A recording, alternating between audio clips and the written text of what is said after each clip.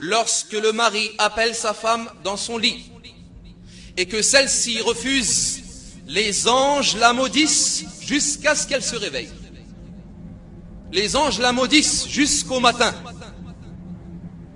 Et combien d'hommes se plaignent aux gens de science et aux imams de ce problème que les femmes refusent lorsque les maris les appellent. Nous ne disons pas que ceci est de la soumission, mais Allah Jalla wa Ala a mis cela comme ordre afin que tout se passe bien dans le couple. C'est lorsqu'elle sera respectueuse que tu seras honoré, qu'elle ne lui coupe pas la parole lorsqu'il parle, et qu'elle n'élève pas sa voix sur lui, et qu'elle l'écoute lorsqu'il s'adresse à lui, et qu'elle lui obéit lorsqu'il lui ordonne des choses, et qu'elle le préserve en son absence, et qu'elle se lève et qu'elle se précipite vers lui lorsqu'il arrive et qu'il rentre à la maison. Et le droit de ton époux sur toi passe avant le droit de tes parents sur toi.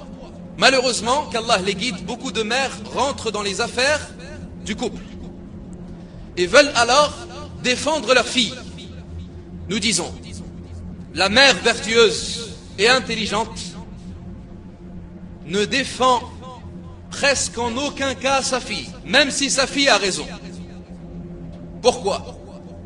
Afin de lui enseigner la patience et le fait de ne pas se mettre en colère sur son mari, même si elle a raison et même si le mari a tort. La mère ne doit pas la défendre, mais elle doit lui dire de revenir vers son mari et de s'excuser et de se corriger. Et si la femme refuse, elle n'a pas refusé à l'homme en réalité, ni aux parents de l'homme, mais elle a refusé à Allah, car elle est soumise à l'ordre d'Allah. Et c'est Allah qui a informé cela.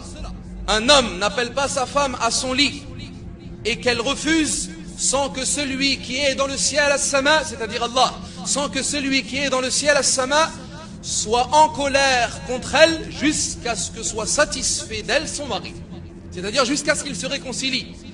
S'ils ne se sont pas réconciliés, Allah est en colère contre elle.